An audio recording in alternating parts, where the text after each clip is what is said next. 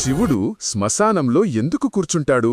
ఎందుకు శివుడిని కొన్నిసార్లు చుట్టూ శవాలతో నిండి ఉంటే శ్మశానంలో లేదా దహన వాటికలో కూర్చున్నట్లు చిత్రీకరిస్తారు? సద్గురు ఈ చిత్రీకరణ దేనికి సంకేతమో వివరిస్తూ జననం ఇంకా మరణాలకి సంబంధించిన కొన్ని ప్రాథమిక అంశాల గురించి వివరిస్తున్నారు. సద్గురు, ప్రజలతో నాకు ఉన్న ఏకైక సమస్య ఏమిటంటే వారికి అవసరమైన తీక్ష్ణత లేకపోవడం. వారు గనక తగినంత తీక్ష్ణతతో ఉంటే మనం పరమోత్తమమైన దానికోసం ఒక జీవితకాలం పాటు కృషి చెయ్యాల్సిన అవసరం ఉండేది కాదు. ఈ రోజే పనిని పూర్తి చెయ్యవచ్చు.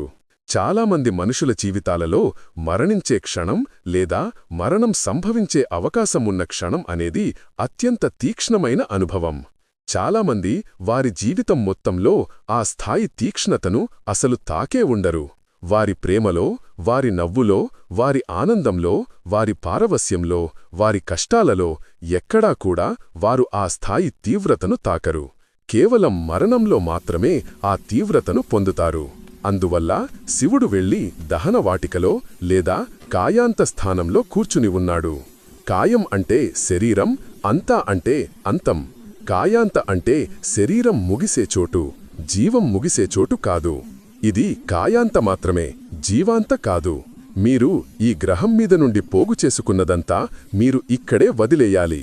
మీరు కనుక మీకు తెలిసిందంతా మీ శరీరమే అనే విధంగా జీవించి ఉంటే మీరు దానిని విడిచిపెట్టాల్సిన క్షణం మీ జీవితంలోని అత్యంత తీక్ష్ణమైన క్షణం అవుతుంది.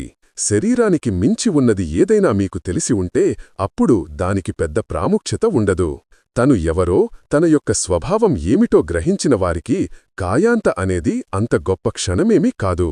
ఇది వారికి కేవలం మరొక క్షణం అంతే.